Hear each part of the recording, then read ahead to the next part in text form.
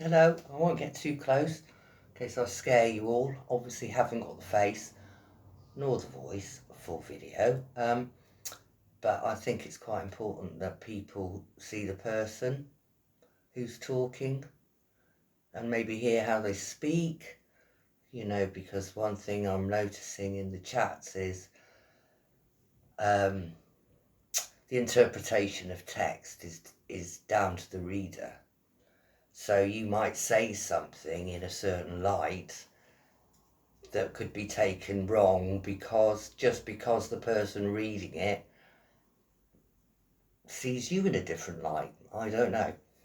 That's how it goes anyway. um, Finding this really weird. I don't know how you all do it, staring into cameras and stuff, but I really appreciate that. You have to know, that somebody, I came here because a lot of people come from shit, but, I came here because I just wanted somebody to talk to about something I was interested in, you know, and I think a lot of people do that, that maybe they watch the lives and then they get onto the chat, and then you recognise that the chat and the live are almost like two different entities that are together. Brilliant, honestly. Um, oh God, I normally can really bubble on about shit, but I can't. I'm going to be digressing like harsh all over the place at this rate. So yes, so knowing how somebody speaks, um, if there are any true crimers out there who have been approached by anybody about me, um, make a video, please.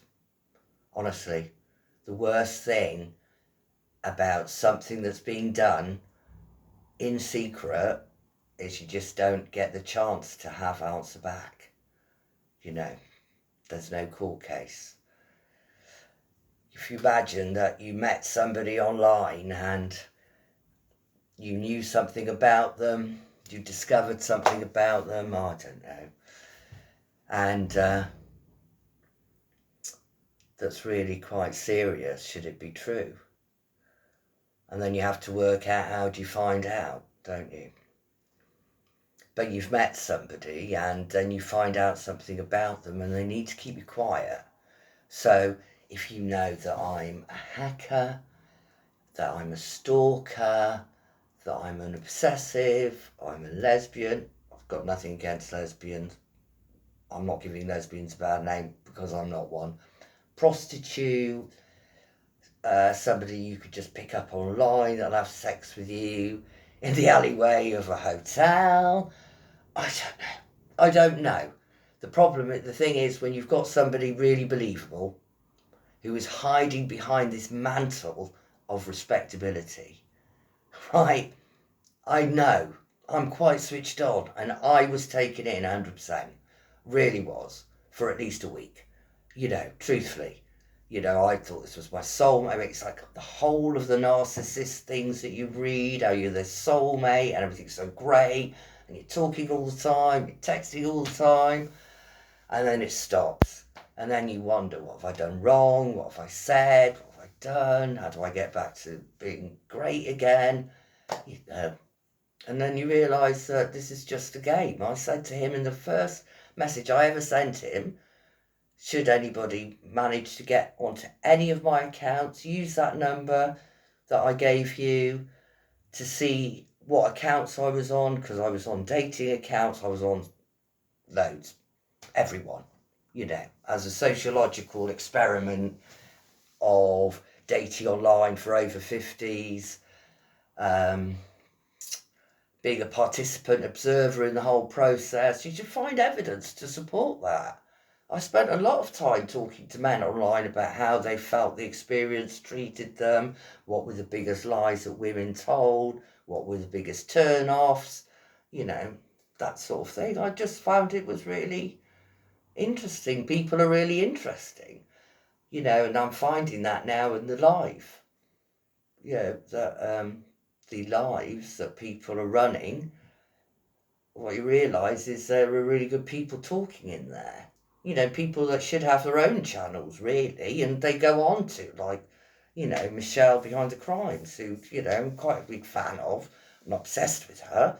I just think, yeah, we just see things the same. And I feel that about a lot of Zav and, lots of good people out there who are saying things and being open to the unbelievable, which is the key here, isn't it? We're not dealing with normal people.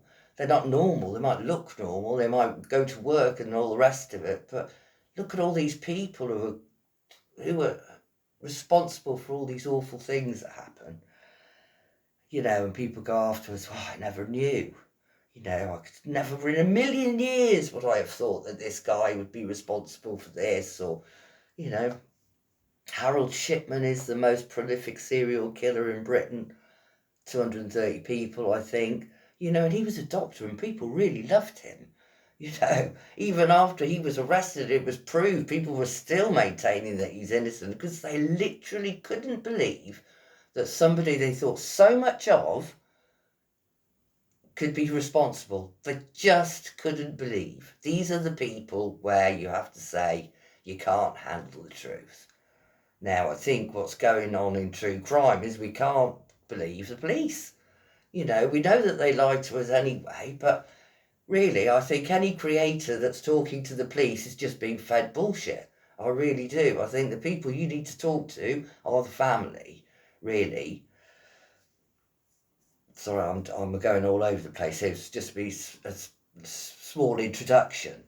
But I mean, one of the things I've been thinking about is, in my case, when I said something that was so unbelievable, like, oh, I met this guy online, right? And now he's using emails that he's hacked from my account, messages he's hacked from my phone, personal videos that that I gave to him.